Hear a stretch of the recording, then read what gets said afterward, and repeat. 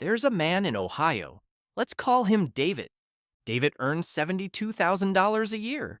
That's above the national median. That's more than most people on this planet will ever earn. By almost every measure, David is doing fine. And yet, at 43 years old, David has less than $400 in savings. He's not sick. He hasn't had a major emergency. He hasn't made any single catastrophic financial decision. He just never got ahead. David is not alone. According to a 2025 MarketWatch survey, 57% of American adults are living paycheck to paycheck right now. Not 57% of poor people, 57% of all American adults, including people who earn six figures. Here is the question nobody is asking. Why?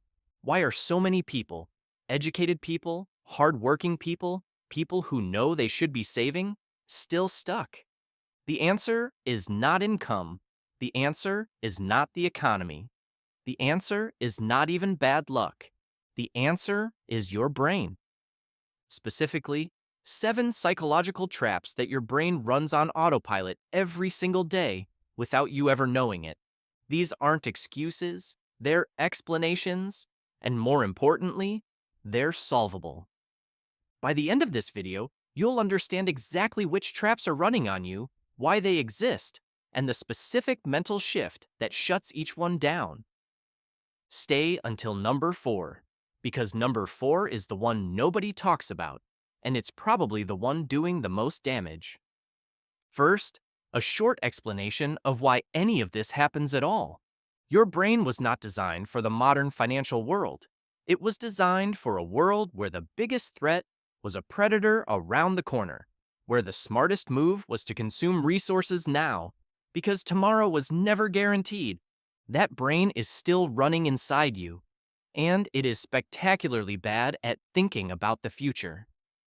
Behavioral economists, people who study how psychology affects financial decisions, have spent the last 40 years cataloging every way the human mind sabotages human wealth.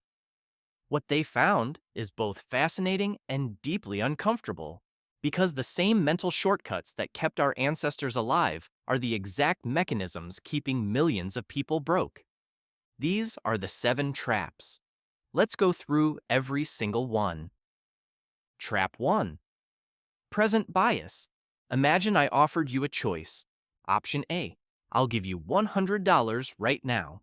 Option B, I'll give you $150 in 1 month. Logically, obviously, you should choose option B. That's a 50% return in 30 days. No investment on earth reliably does that.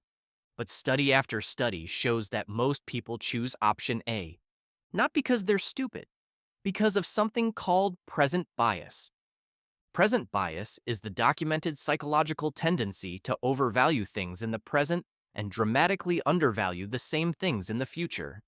Researchers at the Financial Planning Association describe it as one of the most powerful drivers of financial self-sabotage. Here's how it shows up in your daily life. You know you should put $200 into savings this month.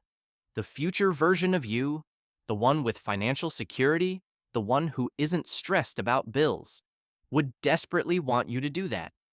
But right now, tonight, that $200 could mean a nice dinner, a new pair of shoes, 3 months of a streaming subscription, things you can see, feel, and experience immediately. The future benefit feels abstract. The present pleasure feels real. So your brain makes what feels like a reasonable decision. Enjoy now, deal with later. Multiplied across thousands of small decisions over years. That pattern is the entire story of why David in Ohio has $400 in savings at 43. The escape from this trap is not willpower. Willpower is a limited resource, and it runs out.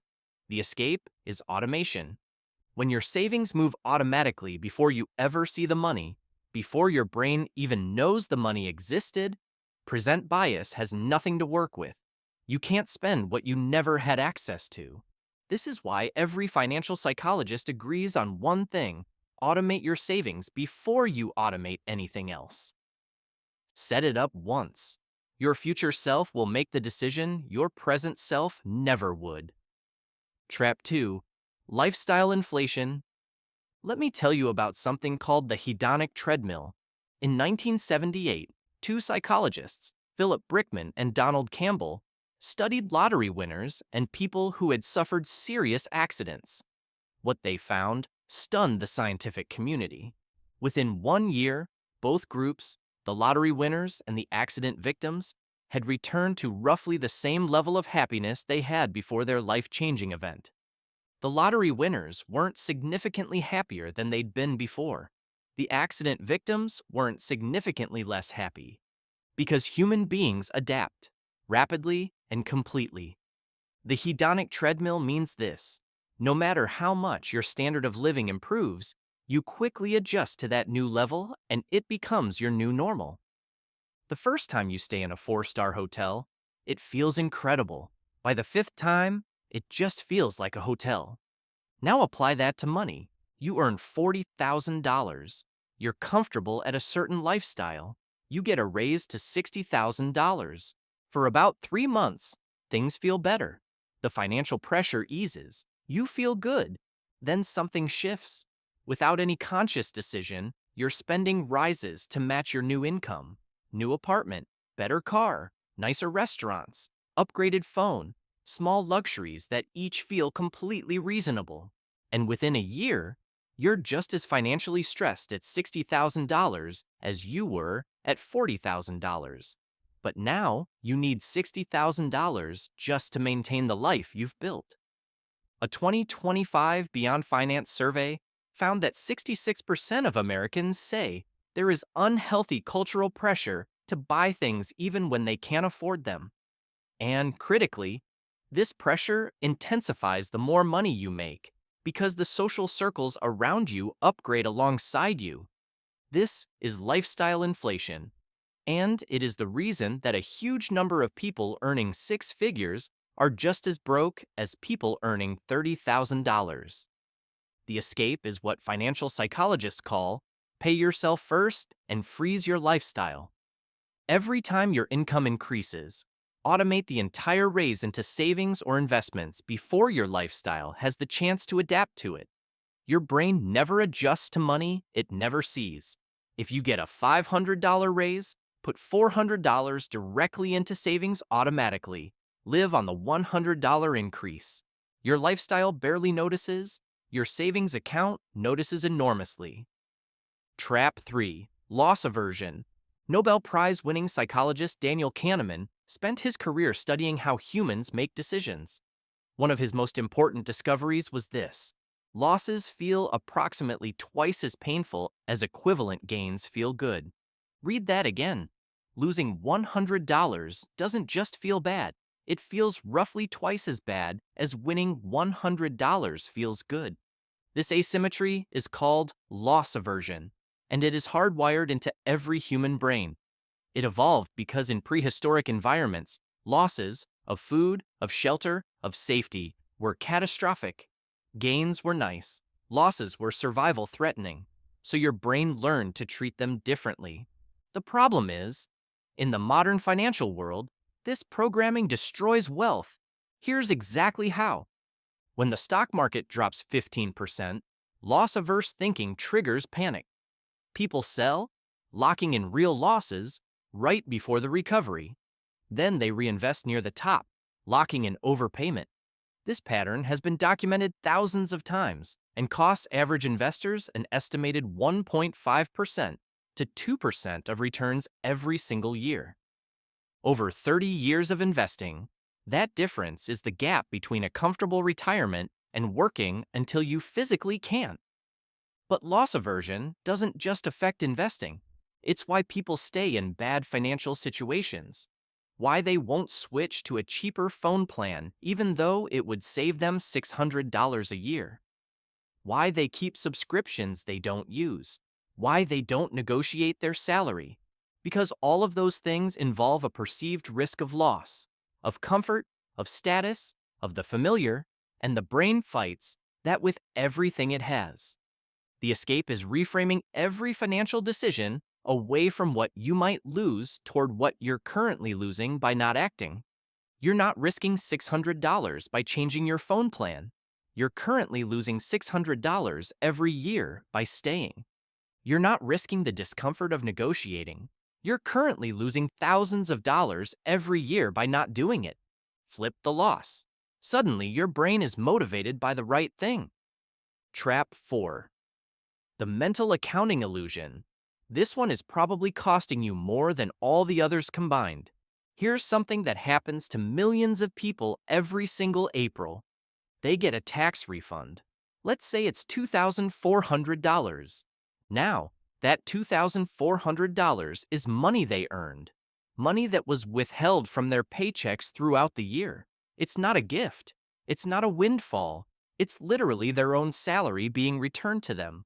But here's what happens in the brain. Because it arrives all at once, because it doesn't feel like a paycheck, because it came from the government, the brain doesn't treat it like regular money. It treats it like a bonus, like found money, like something that wasn't really theirs to begin with. And so, instead of directing it towards savings, debt, or investments, the vast majority of people spend their tax refund on things they would never have spent a regular paycheck on. This is mental accounting, the phenomenon where people assign different psychological values to money based on where it came from or how it's labeled, even though a dollar is a dollar is a dollar. Mental accounting is also why people keep $5,000 in a savings account earning 2% interest while simultaneously carrying $8,000 in credit card debt at 22% interest. Mathematically, this is catastrophic. You are earning $100 a year on the savings while paying $1,760 a year on the debt. You are losing $1,660 every year by maintaining both. But the savings account feels like security. The credit card feels like a separate problem, so the brain keeps them in separate mental buckets and never connects the two. Mental accounting also explains the "I deserve this" purchase. You worked a hard week. You feel entitled to a reward. So you spend $200 on something you don't need and couldn't otherwise justify. The mental category of "I earned a treat" overrides the category of "this isn't in the budget." The escape is brutal simplicity. Treat all money as one pool with one purpose: building your net worth, not paychecks and bonuses and refunds and birthday money. One number, net worth. Is it going up or down? When you stop playing mental accounting games, when you accept that every dollar has identical value regardless of its origin, your financial decisions suddenly become much, much clearer. Trap 5. The social comparison trap. In 1954, psychologist Leon Festinger published a theory about human behavior that has only become more relevant with every passing decade. Festinger argued that humans have an instinctive, automatic drive to evaluate themselves by comparing to other people. We are, at our core, comparison machines. And comparison, in the modern world, with social media showing us the highlight reels of thousands of people simultaneously, has become one of the most expensive psychological habits in human history. Here's the mechanics of how this trap costs you money. You see a friend's new car on social media. You don't consciously think, "I need a new car," but something shifts. Your own car, which was perfectly fine yesterday, suddenly feels inadequate. The comparison has quietly downgraded your satisfaction with what you already have. Psychologists call this reference point shift. Your reference point for what is normal and acceptable has been invisibly moved by the comparison, and once it moves, your spending moves to match it. A 2025 Beyond Finance survey found that 66% of Americans feel cultural pressure to buy things they can't afford, and research consistently shows that social media use is directly correlated with increased spending, decreased saving, and greater financial dissatisfaction. The cruelest part of this trap? Most of what you're comparing yourself to is staged. The vacations people post are the best-looking moments of trips they probably charged to a credit card. The new cars are leases that cost $600 a month. The renovated kitchens are home equity loans. You are going broke trying to keep up with people who are also going broke. They're just further along in the process.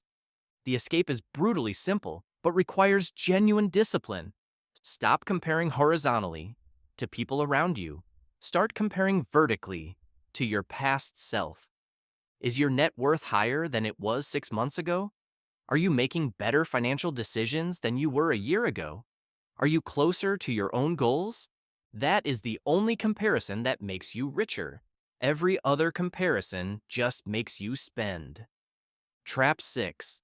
The sunk cost fallacy. You have a gym membership. It costs $60 a month. You've gone 4 times this year. You know you're not using it. You know it's a waste. And yet, every month, you renew. Why? Because you've already paid hundreds of dollars for it, and your brain convinces you that stopping now would mean all that previous money was wasted. This is the sunk cost fallacy, the irrational tendency to continue a behavior because of previously invested resources, money, time, or effort, even when the rational decision is clearly to stop. The sunk cost fallacy is one of the most documented phenomena in behavioral economics, and it is everywhere in personal finance. It's why people hold on to failing investments long after all evidence says to sell, because selling makes the loss feel real and final. It's why people stay in expensive apartments they hate, because they already paid first and last month's rent. It's why people finish products they don't enjoy, because they paid for them. It's why people keep subscriptions, memberships, courses they never finish, software they never use. The average American household pays for 12 subscriptions per month. Research suggests they actively use fewer than half of them. But canceling the unused ones triggers sunk cost thinking. We've already paid for this month, so they persist. The escape requires one mental reframe that sounds simple but changes everything. The money is already gone. It left the moment you spent it. Keeping the gym membership doesn't retrieve the money you've already paid. It just adds to the total. Ask yourself only this: if I was being offered this for the first time today, at this price, would I buy it? If the answer is no, cancel it. The previous payments are irrelevant. They're gone. The only question is, what happens from this moment forward? Trap 7. The scarcity mindset. This last trap is the most important, and it's the most misunderstood. In 2013, 2 Princeton economists, Sendil Mullainathan and Eldar Shaffer, published research that fundamentally changed how scientists think about poverty and financial decision-making. What they found was this: the experience of financial scarcity, of not having enough money, doesn't just cause stress. It literally reduces cognitive capacity. It consumes mental bandwidth that would otherwise be available for complex thinking, planning, and decision-making. Mullainathan and Shaffer estimated that the cognitive burden of financial stress is equivalent to losing 13 IQ points. Not permanently, not biologically, but functionally. In the moments when you most need to make clear financial decisions, your brain is impaired by the stress of your current financial situation. This creates one of the cruelest traps in all of personal finance. When you're financially stressed, you make worse financial decisions. Those worse decisions increase your financial stress, which further impairs your decision-making, which produces more bad decisions. It's not a character flaw. It's not laziness. It's a feedback loop that the research has now documented across dozens of countries and income levels. It also explains something that confuses a lot of people: why people in financial difficulty sometimes seem to make obviously bad decisions. It's not that they don't know better. It's that the cognitive tax of scarcity is actively degrading the quality of their thinking in the moment. The escape from this trap is counterintuitive. Build the smallest possible emergency fund first, before you pay off all your debt, before you maximize investments, before anything else. Even $500 in a savings account measurably reduces the psychological experience of financial scarcity. It's not enough money to solve most emergencies, but it's enough for your brain to shift out of pure survival mode. And that shift is worth more than the $500. Because a brain that isn't operating in survival mode can make better decisions, can plan further ahead, can see options it couldn't see before. You don't build wealth from scarcity. You build it from the mental space that just enough security creates. 7 traps. Present bias. Your brain stealing from your future self to pay for today. Lifestyle inflation. Your spending growing as fast as your income, so you never actually get ahead. Loss aversion. Fear of losing keeping you from the actions that would make you win. Mental accounting. Treating identical dollars as fundamentally different based on their origin. Social comparison. Spending money you don't have to impress people who aren't watching as closely as you think. The sunk cost fallacy. Paying for things that stopped serving you because you already paid for things that stopped serving you. And scarcity mindset. The cognitive trap that makes the people who need the best financial thinking the least able to access it. None of these are your fault. Every one of them is a feature of human psychology that exists in every brain on the planet. But knowing they exist changes everything. Because the moment you can see the trap, you can choose whether to step into it. David in Ohio, the man we started with, isn't broke because he's bad with money. He's broke because nobody ever explained to him that his brain was running a set of financial programs designed for a world that no longer exists. The information in this video doesn't cost you $1 to implement. It only costs you the willingness to watch your own mind at work. Watch, recognize, redirect. That's the entire system. If this video helped you think about money differently, share it with one person who needs to hear it. Not because it helps the channel, because the person you're thinking of right now, you already know they need this. Subscribe if you want more of this. New video dropping soon on the exact reason your financial advice from the last generation is actively working against you. See you there.